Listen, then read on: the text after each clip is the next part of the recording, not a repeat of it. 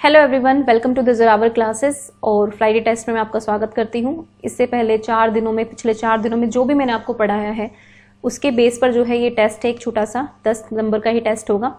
और बेसिकली मैं आपको एक्सप्लेनेशन यहाँ पर नहीं दूंगी, कम ही दूंगी, मतलब कोशिश करूंगी। और आप लोग, मैं पोज करूंगी आपके लिए एक एक क्वेश्चन को लेकर, ठीक है, और आप इसका आंसर कीजिएगा, ठीक है। आई hope you will answer all the questions correctly. ये मेरी ऐसी मतलब होप है आप लोगों से, और आई होप कि आप लोग खरे भी उतरेंगे, है ना। तो चलिए स्टार्ट करते हैं। पहला क्वेश्चन है टेस्ट का, विच of the following is more important for keeping the good mental health of students. विद्यार्थियों के अच्छे मानसिक स्वास्थ्य को बढ़ाए रखने के लिए निम्न में से कौन सा तरीका अधिक महत्वपूर्ण है। 4 ऑप्शंस हैं आपके सामने। Provision for curricular activities, freedom of expression, variety of interest, teachers role and school environment. तो आंसर कीजिए। आई होप कि आंसर कर दिया होगा आपने, है ना।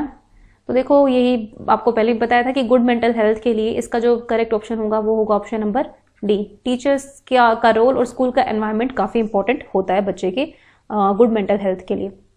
नेक्स्ट क्वेश्चन है आपके लिए, The Right to Education Act 2009 specifies that if the number of children admitted for first class to 5th class is above 200, then the pupil teacher ratio, its ratio required is। तो मतलब RTE act कहता है 2009 का कि अगर पहली से 5वीं तक के बच्चों की कुल संख्या जो है 200 से पार चली जाती है, तो जो प्यूपल टीचर रेशियो है, जिसको हम पीटीआर भी बोलते हैं, वो क्या होगी ये आपको बतानी है, ठीक है। मतलब एक टीचर पर कितने बच्चे होंगे, बेसिकली क्वेश्चन ये है। तो करिए आंसर इसका।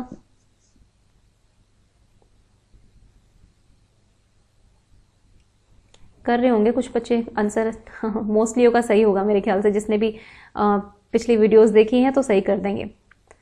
तो देखिए, इसका जो करेक्ट ऑप्शन होगा वो होगा ऑप्शन नंबर बी 40, ठीक है। और एक डाउट पूछा था किसी बच्चे ने कि जो मैंने पिछली उसमें पढ़ाया था, तो उन्होंने कहा था कि मैम मैंने पढ़ा है 30:1, ठीक है। आप गलत नहीं है, वैसे तो 30:1 है और 35:1 है अपर प्राइमरी के लिए और प्राइमरी के लिए इतना। लेकिन यहाँ पर क्वेश्चन ये है कि अगर 200 से आंकड़ा बढ़ जाता है बच्चों का, अगर 200 से कम रहता है तो आप 30:1 और 35:1 का रेशियो रखेंगे। लेकिन अगर 200 से ज्यादा का आंकड़ा बढ़ जाता है प्राइमरी में, ठीक है, फर्स्ट की बात हो रही है, तो वहां पर रेशियो जो है 40:1 हो जाएगा, ठीक है। ये थोड़ा सा डाउट जो क्लियर करना था। तो ये 30:1 जो है वैसे नॉर्मली अगर 200 से नीचे रहता है तो, लेकिन अगर 200 से ज्यादा बढ़ गया तो आपका 40:1 होगा।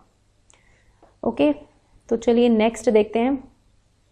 नेक्स्ट क्वेश्चन है, a process in which an individual learns new responses by observing the behaviour of another rather than through direct experience. मतलब वो डायरेक्ट एक्सपीरियंस करके नहीं लेता है, लेकिन दूसरों के बिहेवियर को सीखने के बाद जो है, दूसरे जो न्यू रिस्पॉन्स कर रहे हैं किसी और को ऑब्जर्व करके, तो उस बिहेवियर से वो बच्चा भी सीख लेता है ना, बल्कि डायरेक्ट एक्सपीरियंस नहीं करता उस चीज को, लेकिन उसके थ्रू सीख लेता है। तो इस तरह की लर्निंग को हम क्या कहते हैं? Social learning, conditioning, experimental learning और इंसिडेंटल लर्निंग। तो बताइए।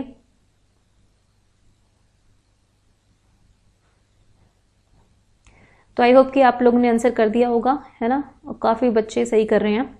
तो देखो, इसका जो करेक्ट ऑप्शन होगा वो होगा सोशल लर्निंग, है ना। और यहां पर स्पेसिफिकली एक होती है वाइकेरियस लर्निंग। वाइकेरियस लर्निंग को हिंदी में क्या बोलते हैं ये आप लोग देख लेना। वाइकेरियस लर्निंग में क्या होता है कि आप दूसरे को ऑब्जर्व करते हैं कि वो क्या कंसिक्वेंसेस झेल रहा है किसी बिहेवियर के, और अगर वो अच्छे बुरे जैसे झेल रहा है, उसको देख के जो है आप जो है एक नया कुछ लर्न करते हैं, नई चीज लर्न करते हैं कि करना है कि नहीं करना है उस बिहेवियर को, ठीक है। ये सोशल लर्निंग का ही पार्ट है वाइकेरियस लर्निंग। जो एल्बर्ट बेंडुरा थे वो इसके प्रवर्तक थे। ओके, तो option number A is the correct option. Next देखते हैं, विच of the following statement is incorrect about action research. तो एक्शन रिसर्च के बारे में बताइए, कौन सी स्टेटमेंट जो है वो इनकरेक्ट है, यानी कि गलत है, सही नहीं है। It is conducted by the teachers and educational professionals. It is conducted to solve a specific problem.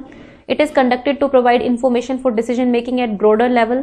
It is conducted to focus on the solutions of day-to-day problems at local level. तो बताइए answer. A, B, C, D जो भी है लिख दीजिए। काफी बच्चे response कर रहे हैं, कुछ बहुत लेट रिस्पॉन्स करते हैं कुछ बच्चे जो हैं। तो कोशिश किया करो कि पढ़ते ही आप आंसर कर दें, क्योंकि इससे क्या होता है ना कि आप ऐसा सोचो कि एग्जाम हो रहा है और 10 क्वेश्चन है तो भाई मुझे निपटाने फटाफट से, सेकंड्स में आंसर दिया करो। इसका जो करेक्ट ऑप्शन होगा वो होगा ऑप्शन नंबर सी। जो एक्शन रिसर्च होती है डे टू डे प्रॉब्लम्स को सोल्व करने के लिए होती है, एक लोकल लेवल पर होती है, टीचर के लेवल पर हो सकती है, प्रिंसिपल के लेवल पर हो सकती है, लेकिन बड़े लेवल पर इसका नहीं होता एक्शन रिसर्च, ठीक है। वो दूसरी रिसर्च, एजुकेशनल रिसर्च, वो अलग होती है। तो option number C is the correct option. Next question है, which of the following is a better strategy for teaching children with special needs. तो जो बच्चे विशेष आवश्यकता वाले जो बच्चे हैं उनको पढ़ाने के लिए कौन सी स्ट्रैटेजी सबसे उपयुक्त होगी, ये बतानी है। एबिलिटी ग्रुपिंग करेंगे, कोऑपरेटिव लर्निंग और पीयर ट्यूटरिंग करेंगे, डेमोन्स्ट्रेशन होगा टीचर के द्वारा बच्चों को इन्वॉल्व करके, या डिस्कशन करेंगे इन क्लास में, मैक्सिमम नंबर ऑफ स्टूडेंट्स इसमें पार्टिसिपेट कर पाएंगे। तो ए बी सी डी में से बताइए क्या ऑप्शन सही होगा। गुड, कुछ बच्चे अच्छा कर रहे होंगे रिस्पॉन्स। तो देखिए इसका जो करेक्ट ऑप्शन होगा वो होगा ऑप्शन नंबर सी, है ना। मुझे लगता है काफी बच्चों ने सही किया है, मोस्टली उन्होंने सही किया होगा।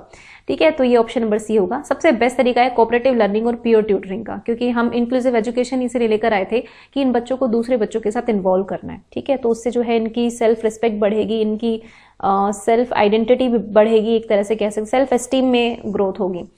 नेक्स्ट क्वेश्चन है, Guilford has given the terms convergent thinking as equivalent to. तो गिलफोर्ड ने जो ये कन्वर्जेंट थिंकिंग दी थी ये किस टर्म के इक्विवेलेंट है, इनमें से बताना है। इंटेलिजेंस यानी कि बुद्धि, क्रिएटिविटी यानी कि सृजनात्मकता, इंटेलिजेंस एंड क्रिएटिविटी दोनों होंगी, या फिर नन ऑफ दिस, इनमें से कोई नहीं। तो फटाफट सोच के बताइए क्या आंसर होगा। ए बी सी डी जो भी आपको लगता है फटाफट कमेंट कीजिए।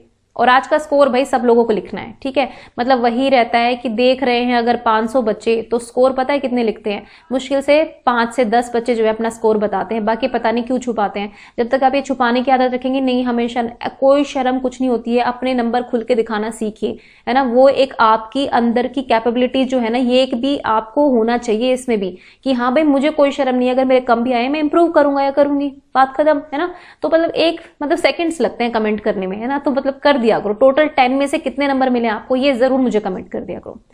तो देखिए इसका आंसर जो होगा वो होगा इंटेलिजेंस। जो कन्वर्जेंट थिंकिंग होती है ये एक पॉइंट पर एक पर्टिकुलर आंसर के लिए जब आप सोचते हैं, ठीक है, तो वो आपकी इंटेलिजेंस का पार्ट होता है। एक पर्टिकुलर आंसर आपको पता है कि सेट आंसर है, तो वो आपकी इंटेलिजेंस को शो करता है कि आप कितना सटीक वो आंसर दे पाते हैं। लेकिन अगर आप बहुत क्वेश्चन ऐसा है कि उसका एक सटीक आंसर नहीं हो सकता, मतलब आप नए आइडियाज लेकर आ सकते हैं कितने ज्यादा, तो वो डाइवर्जेंट थिंकिंग होती है जो क्रिएटिविटी से रिलेटेड होती है। ठीक है, और काफी एक्सप्लेनेशन मैंने दे दिया था पिछली वीडियोस में। नेक्स्ट देखते हैं, defence mechanism helps us a lot in dealing with. तो जो डिफेंस मैकेनिज्म होते हैं, रक्षा तंत्र जिनको बोलते हैं हिंदी में, वो किस में सहायता करते हैं? वायलेंस से निपटने में, स्ट्रेस से निपटने में, फैटिग यानी कि थकान से निपटने में, या फिर स्ट्रेंजर्स या फिर अजनबियों से निपटने में। तो बताइए क्या आंसर है इसका। इजी क्वेश्चन है, सेकंड्स में आंसर दिया करो। तो आई होप कि आंसर कर दिया होगा सभी ने। तो इसका जो करेक्ट ऑप्शन होगा वो होगा स्ट्रेस। अपने स्ट्रेस को दबाने के लिए, हम एक तरह से अपने स्ट्रेस से निपटने के लिए, सबका स्ट्रेस से निपटने का अलग तरीका होता है, इसलिए हर कोई इंसान जो है अलग अलग डिफेंस मैकेनिज्म यूज करता है। मतलब it depends on the situation you are dealing with. आप जिस भी सिचुएशन के साथ डील कर रहे हैं उस पर डिपेंड करता है, तब वो इससे वो करता है। ठीक है, तो stress is the right answer. Next देखते हैं, 8th क्वेश्चन है, children's apperception test was designed for children between ages 3 to 10। ये क्वेश्चन थोड़ा सबके लिए नया होगा, जो बच्चे पिछली बार कर रहे थे इसका आंसर किया होगा जिन्होंने भी, है ना, कि ये नया क्वेश्चन है, थोड़ा डिफरेंट लगा था इसलिए आपके लिए लेकर आई थी। तो ये जो कैट कार्ड्स होते हैं, कौन से कार्ड्स यूज होते हैं इस चिल्ड्रंस एपरसेप्शन टेस्ट में बताना है। नॉन लिविंग ऑब्जेक्ट्स के होते हैं, एनिमल्स के होते हैं, फीमेल्स के होते हैं, या फिर चिल्ड्रन के होते हैं। ठीक है, ये बताइए फटाफट से आंसर कीजिए इसका। ए बी सी डी क्या आपको लगता है आंसर? जिन बच्चों ने पहले वीडियो नहीं देखी थी उनके लिए थोड़ा बता दूंगी इसके बारे में, लेकिन पहले आप आंसर कीजिए आपको कितना आता है। देखिए जो इसका करेक्ट ऑप्शन होगा वो होगा एनिमल्स फॉर पीपल। बेसिकली यहाँ पे जो इसमें जो बच्चों को 10 कार्ड्स दिखाए जाते हैं और 10 के 10 कार्ड जो है एनिमल की पिक्चर्स पर होते हैं। लोगों की पिक्चर इसलिए यूज नहीं की जाती क्योंकि ऐसा माना जाता है कि 3 से 10 साल तक के बच्चे जो होते हैं वो एनिमल से ज्यादा कनेक्ट करके सीखते हैं। उनकी बुक्स में, उनकी हर जगह पर उनको एनिमल से ज्यादा रिलेट कर पाते हैं वो, इसीलिए इसमें एनिमल्स का यूज किया जाता है। 10 कार्ड्स दिखाए जाते हैं और बेसिकली बच्चों को एक स्टोरी डिजाइन करने के लिए बोला जाता है। ठीक है, तो option number B is the correct option. Next है, right to education at 2009 specifies the minimum number of working hours per week for a teacher. ठीक है, बट एक हफ्ते में जो है एक टीचर के लिए कितने वर्किंग आवर्स होने चाहिए अकॉर्डिंग टू RTE 2009। तो करिए आंसर, 40 आवर्स, 45 आवर्स, 50 आवर्स या फिर 55 आवर्स। ठीक है, 40, 45, 50 एंड 55, 4 ऑप्शन आपके सामने हैं। ये क्वेश्चन थोड़ा सा फैक्चुअल क्वेश्चन है, अगर डायरेक्ट पढ़ा है तो डायरेक्ट आंसर कर सकते हैं और नहीं पढ़ा तो फिर नहीं कर पाएंगे। तो देखिए इसका जो करेक्ट ऑप्शन होगा वो होगा option number B, 45 hours. Okay, this is the right option. Test है लेकिन मतलब वही वाली बात है ना, आपने 4 दिन में जो किया है उसका रिवीजन समझ लीजिए इसको। ये आपकी खुद की भी क्षमता है कि आप कितना याद रख पाते हैं, और ये एक बार दोबारा से टेस्ट होने से क्या हो जाता है कि आपको ये होता है कि चलो भाई सारे क्वेश्चन अब दिमाग में 40 के 40। The objective of action research, भाई एक्शन रिसर्च का क्या ऑब्जेक्टिव होता है? एक्शन रिसर्च काफी इंपॉर्टेंट टॉपिक है आपके लिए, बता दूं मैं आपको, ठीक है? तो ये जरूर आएगा पेपर में इससे कोई क्वेश्चन। गेन न्यू नॉलेज, नई नॉलेज के लिए, develop the science of behaviour in educational situations, या फिर मॉडिफाई करने के लिए एजुकेशन प्रैक्टिस को स्कूल में, क्लासरूम में, या ऑल ऑफ दीज, है ना? करिए फटाफट आंसर, क्या ठीक होगा? जिन लोगों ने एक्शन रिसर्च पढ़ा है वो इसका आंसर बहुत आसानी से कर सकते हैं, और जिन्होंने बिल्कुल नहीं पढ़ा है तो उनके लिए थोड़ी डिफिकल्टी होगी। आई होप कि आप लोग आंसर कर चुके होंगे। तो देखिए option number C is the right option, ठीक है? आप एजुकेशनल प्रैक्टिस जो होती है स्कूल में और जो क्लासरूम में, उसको मॉडिफाई करने के लिए, उसको इंप्रूव करने के लिए आप एक्शन रिसर्च का यूज करते हैं, ठीक है? तो option number C is the right option.